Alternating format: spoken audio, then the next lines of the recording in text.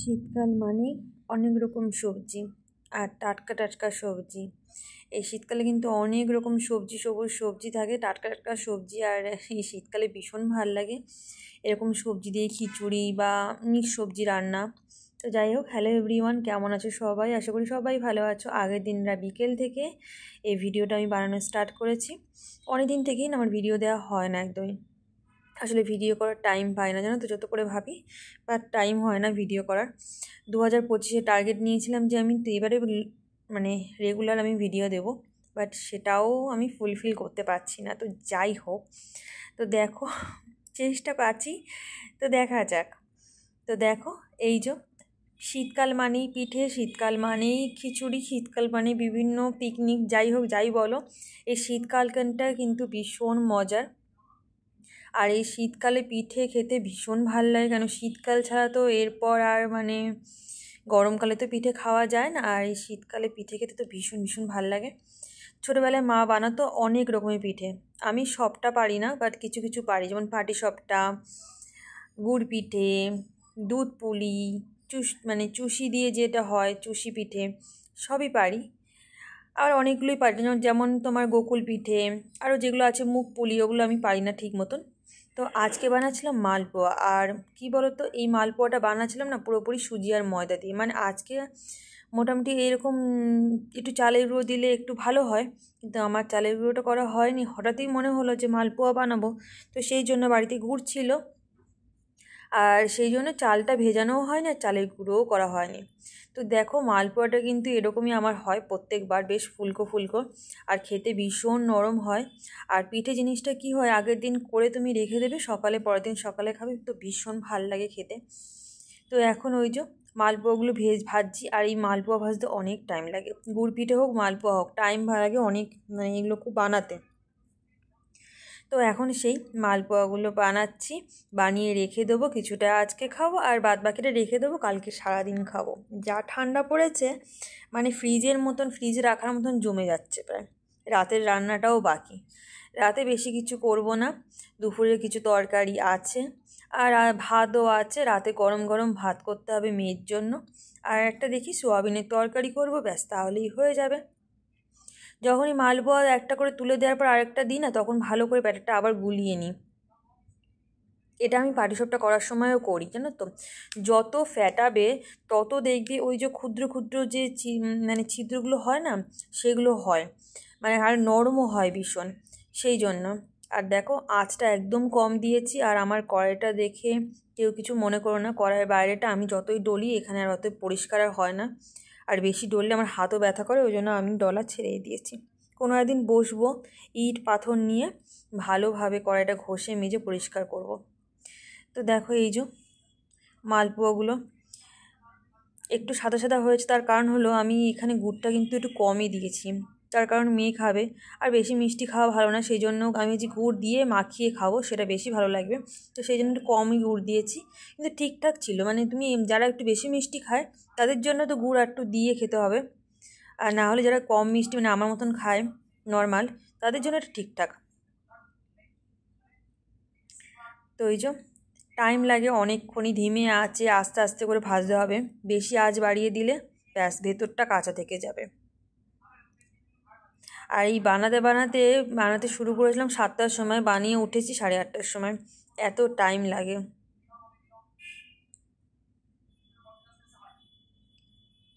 আমার যে হাতাটা দিয়ে আমি বানাচ্ছি, এই হাতাটা ছাড়াও না আমার গোল হাতাও রয়েছে, যেটা ডালের হাতা বলে, কিন্তু সেটা রয়েছে আমার শ্বশুরবাড়িতে। সব জায়গা তো মানে কেনা পসিবল না, আর আমি নিয়ে আসাও হয়নি, ওটা ওখানেই রয়েছে। এই হাতাটা দিয়ে অসুবিধা হচ্ছে, কিন্তু কিছু করার নেই। আর হাতা ছাড়া না আমার বাড়িতে ঠিক সুবিধা হয় না, মনে হয় বেশি কম হয়ে যায়, তো সেই জন্য। তো দেখো, এদিকে মালপোয়া করছি, এখনও এতটা বাকি আছে, আর ওইদিকে দেখছি যেহেতু মানে দেরি হয়ে যাচ্ছে, তো সেই জন্য ওইদিকে ভাতও বসিয়ে দিয়েছি বাটিতে, কারণ হাঁড়িতে দুপুরের অলরেডি ভাত আছে। তো সেই জন্য এই যে বারবার আমি না গুলিয়ে নিই, বারবার গুলিয়ে নিই, একভাবে মানে রেখে দিই না। এই যে ভাজতে ভাজতে বেলা মানে রাত পেরিয়ে অনেক, তো এই যে অনেক বাসনও জমে গেছিলো। তো এটা কিন্তু পরের দিনের সকালের ভিডিও, মানে এত বাসন জমে গেছে, সকালবেলা এই যে বসেছি এখন বাসন মাজতে।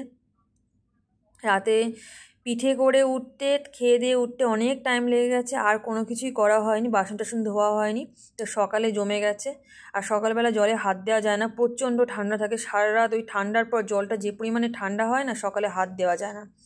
তো সাবান তো শেষ হয়ে গেছিলো, বাসন মাজার সাবান, ওই জন্য তোমার দাদাভাই ওই সাবানটা আমাকে দিয়ে গেল। এখন ওটা দিয়েই ভালো করে মেজে ঘষে মোটামুটি বাসনপত্র পরিষ্কার করে সকালে রান্না বান্না শুরু হবে।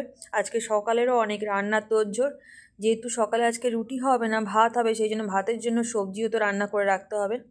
এই সবজি জিনিসটা আমি আগে একদমই খেতাম না, মানে এখনও বাবার বাড়ি গেলে নকরা ঝকড়া করি ঠিকই, কিন্তু এখন খাই। তার কারণ হলো সবজি তো মেয়েকে খাওয়াতেই হবে, আর শীতকালেই সবজি খাওয়াটা উচিত। তো সেই ভেবে আর কি, একা থাকলে যতটা খাওয়ার দাওয়ার মেনটেন করি, কারণ একা পড়ে গেলে তো হট করে কেউ দেখানি, বাড়িতে থাকলে সেটা করি না। বাড়িতে থাকলে যেটা উল্টো পাল্টাই খেতে ইচ্ছা করে বেশি। এই ভিডিওটা বারবার না কেটে কেটে যাচ্ছে। তা এটা হয়তো আমার অ্যাপের কোনো প্রবলেম হবে, মাঝে মাঝে স্লো হয়ে যাচ্ছে ওটা। তো যাই হোক, এই যে আর এখন এই কলের মুখে যে এটা বেঁধে রেখেছি, তার কারণ জানো, এখানে জল না প্রচণ্ড পাথুরে টাইপের জল, তো জল থেকে মানে অনেক মানে পাথর বেরোয়। তো সেই জন্য ওটা বেঁধে রেখেছি, কিছুদিন পর পর ওটা চেঞ্জ করে দিই। এই কাপড়টা একটা নেট লাগিয়ে নিতে হবে। এখানে আর কোথায় পাবো, বাড়ি থেকেও আনা হয়নি, সেই জন্য লাগানো হয়নি। আর দেখো সকাল সকাল তোমার দাদাভাই অনেক বাজার করে নিয়ে এসছে, শীতকালের বাজার, সমস্ত সবুজ শাক সবজি ভর্তি। তো আগের দিন ব্রোকলি খেয়েছিলাম, ব্রোকলির ডান্ডিটা না আমি রেখে দিয়েছি। আমি আসলে ইউটিউবে সার্চ করতাম যে ব্রোকলির ডান্ডি দিয়ে কোনো রেসিপি আছে কি না, কারণ এতটা বড় ডান্ডি, যেটা ওজন মানে যেটা শুদ্ধ আমাকে দিয়েছে, সেটা কি এমনি এমনি ফেলে দেওয়া যায়?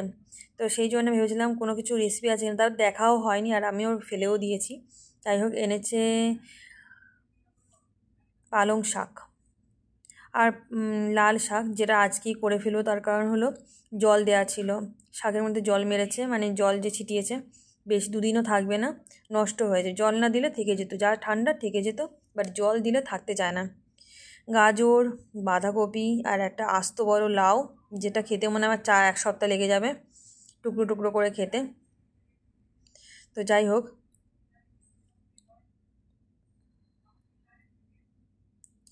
আর হয়েছে মটরশুঁটি, একটা কুমড়ো, মটরশুঁটি। এই কুমড়ো শীতকালে তাও থেকে যায়, 2 দিন রাখো, 3 দিন রাখো, 4 দিন রাখো। গরমকালে তো একদিনও রাখতে পারবে না, দেখবে কেমন মানে ঘেমে টেমে গিয়ে একবারে নষ্ট হয়ে যাচ্ছে। একদম রাখা যায় না কুমড়ো গরমকালে। কুমড়ো হলো 12 মাসের সবজি, সব সময় পাওয়া যায় কুমড়োটাকে। তো বাজারে আমার গোছানো হয়ে গেছে। এই যে শাক, বেতে শাকটা রেখে দেবো, লাল শাক আর কলমি শাকটা করে নেবো। এখন পটাপট শাকগুলো বেছে ধুয়ে কেটে রেডি করে নেবো। দেখছি বেতে শাকটা জলটা মারা নেই, মানে জল দেয়নি, তো বেতে শাকটা মোটামুটি থেকে যাবে 2 দিন। আর এগুলো রান্না করে নিতে হবে। এর মধ্যে রয়েছে ধনেপাতা। জায়গাটা যেহেতু আমার ছোটো রান্নাঘরটা, সেই জন্য না আমার অসুবিধা হয় সমস্ত কিছু গুছিয়ে রাখতে। তো যাই হোক, সব কিছু ম্যানেজ করে রাখি এদিক থেকে ওদিক। রান্নাঘরে মোটামুটি কাটাকুটি সমস্ত কিছু কমপ্লিট। আর মেয়েকে নিয়ে ওর বাবা গেছে বাইরে ঘুরতে, তো আমি ভাবলাম এই সময়টা আমি ঘরটা ঝাড় দিয়ে দিই। যেহেতু মেয়ের ডাস্ট অ্যালার্জি আছে, সেই জন্য না ওর সামনে ঝাড় দিতে চাই না আমি বেশিরভাগ সময়। আর দেখো আমি বারবার ওইদিকে উঁকি মারছিলাম, তার কারণ হলো ওইদিকে মামা মাঝে মাঝে এসে আমাকে ডাকাডাকি করছিলো, সেই জন্য জানলায় যাচ্ছিলাম। জানলা থেকে নিচটা দেখা যায়, ওইদিকে একটা জানলা রয়েছে, তো সেই জন্য। ঘরে কিছু ঝুলও ছিল, সেই ঝুলটা মোটামুটি ঝেড়ে নিয়েছি, ঝেড়ে নিয়ে যতটা হাতে পেয়েছি আর কি ঝাঁটা দিয়ে। তারপর বাদবাকি ঘরটা এখন ঝাড় দিয়ে নিচ্ছি। ঘরটা যেহেতু রাস্তার সামনে আমাদের, প্রচণ্ড ধুলো হয়। আর দেখো ওইদিকে পড়েছে ধূপকাঠির গুঁড়ো, ওটা ঝাড় দিয়ে আনতে পারবো না, তো ওটা ওখানে রেখে দিলাম। আর ওইদিকে আমি বারবার দৌড়ে যাচ্ছিলাম, কারণ ওখানে আমাকে ডাকাডাকি করছিলো মাম্মাম নিচ থেকে। তো এবার তাড়াতাড়ি করে ঝাড় দিয়ে দিতে হবে, কেন ওর ঘোরা হয়ে গেছে, এবার ও আসবে। তো বিছানা গুছিয়ে আমি এখন ঘর ঝাড় দিয়ে নিচ্ছি। ঘর আমি প্রতিদিন মুছি না, মানে এই শীতকালে আর প্রতিদিন মুছতে পারি না, একদিন বাদ দিয়ে দিয়ে মুছি, কারণ ঠান্ডা লেগে গেলে প্রচণ্ড মুশকিল। মানে আগে কিছুদিন আগে তো এত ঠান্ডা লেগেছিলো, মানে কি বলবো, যে আমাকে নিবুলাইজার নিতে হয়েছিল, প্রচণ্ড ঠান্ডা লেগেছিলো।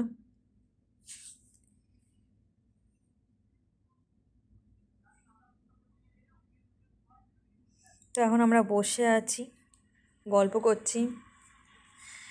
ওইদিকে আমার রান্না ভাতও বসিয়ে এসেছি, ডাল বসানোও হয়ে গেছে, জাস্ট বসিয়ে আমি বসে আছি।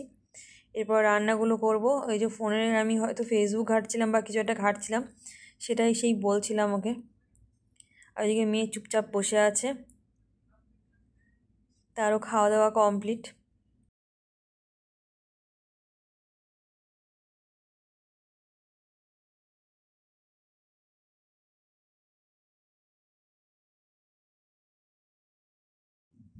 তো আমি এখানে মটরশুঁটি ছুলছে। আজকে ওকে তো কোনো একটা কাজে ব্যস্ত রাখতেই হবে। আর ছুলতে ছুলতে আমাকে বলছে, ভিডিও ভিডিও ধরো, ফোনটা ধরো, ভিডিও করে দাও। মানে ও যেহেতু দেখে আমি যখন কাজ করি তখন ফোনের সময় ফোনে ভিডিও করি, তো সেই জন্য ও যখন কাজ করছে তা ও ভিডিও করছে, তো সেই জন্য। আর ছোটো থেকে ও মটরশুঁটি ছুলতে পারে। যখন ওর 2.5 বছর বয়স ছিল তখন ও মটরশুঁটি দিয়ে দিলে এরকম ছুলে দিত, ছুলে ছুলে মটরশুঁটি বের করে দিত। আর বেশ মন দিয়ে কাজটা করে। তো দেখো ক্যামেরাটা আমি ভালো করে সেট করছিলাম, মানে নিচু হয়ে গেছিলো, তো সেই জন্য এই যে দেখাচ্ছি যে ছোলা হয়ে গেছে কমপ্লিট। প্রত্যেকটা মটরশুঁটি ছুলে দিয়েছিল। তো বিছানা গুছিয়ে নিয়েছি, আর আমাদের কম্বল দেখো কতগুলো কম্বল। এত ঠান্ডা পড়ে এখানে যে 2-3টে কম্বল গায়ে দিলে মনে হয় ঠান্ডায় জানে, রাত্রিবেলা প্রচণ্ড ঠান্ডা পড়ে। আর আজকের এই যে সবজি সমস্ত কিছু কাটা কমপ্লিট হয়েছে। লাউ, এখানে রয়েছে লাল শাক কাটা, ওইদিকে পালং শাক, আর দেখো নিচে আছে কুমড়ো দিয়ে মটরশুঁটি। তা আজকে রান্না বান্না হবে ওই পালং শাক কুমড়ো দিয়ে হবে, লাউ দিয়ে হবে ডাল, আর লাল শাকটা ভাজবো বেগুন দিয়ে আর বাদাম দিয়ে। আমি দেখেছি ফেসবুকে অনেক সময় লাল শাক ভাজা হয়, ওই বাদাম দেয়, একটু পোস্ত দেয়, মানে এমনি ওপরতে ছড়িয়ে দেয়। তো সেই জন্য আমি ওইভাবেই ভাজবো ঠিক করেছি। তো এই যে পালং শাকটা এখন ধুয়ে নিচ্ছি, একবার ধোয়া হয়ে গেছে, আরও একবার ধুয়ে নিচ্ছি। মানে 2-3বার না ধুলে না কাদাগুলো যে গায়ে লেগে থাকে সেগুলো যায় না। তো ধুয়ে টুয়ে এখন আমি জাস্ট ছেড়ে দেবো কড়াইতে। আর শাক তো দেওয়ার সঙ্গে সঙ্গে একদমই তাড়াতাড়ি সেদ্ধ হয়ে যায়, নেতিয়ে যায়। তো একটু বেশ জল দেবো না, ওই একটু মাখা মাখা করবো, যেহেতু ডাল করছি তো সেই জন্য। তো এই হলো আজকের রান্নাবান্না। তো এরকম চেষ্টা করব প্রতিদিন ভ্লগ দেওয়ার। তো আমার ভ্লগ কেমন লাগলো অবশ্যই জানিও। যেমন পারি যতটা পারি তেমনই ভ্লগ করব। আসলে সবসময় ক্যামেরা সেটিং করে ভ্লগ করা হয় না, মাম্মাম ছোট বোঝে না, মাঝে মধ্যে টানাটানি করে। তো সেই জন্য আর একা একা যেহেতু সমস্ত কিছু করি, অভ্যাস নেই, এখন হয়ে গেছে অবশ্য, কিন্তু আগে তো ছিল না। তো সেই জন্য একটু অসুবিধা হয়ে পড়ে সব কিছু সামলাতে। আমার মনে হয় যেন এমনি আমি একটু লেট, মানে সমস্ত কাজকর্ম করি অনেক দেরি দেরি হয়ে যায়। আমার মায়ের মতন অত তাড়াহুড়ো করে আমি কাজ করতে পারি না। তো সেই জন্য আরও বেশি ক্যামেরা সেট করে যখন করি তখন আরও একটু লেট হয়ে যায় মনে হয়। তো এই আর কি, আর কিছুই না। তো এই যে রান্না বান্না, কড়াইটার অবস্থা খুবই খারাপ, দেখে কিছু মনে করার নেই। কড়াইটা আমি মেজে ঘুষে সামনেটা পরিষ্কার করে নেবো, বাট পেছনটা আর হয় না।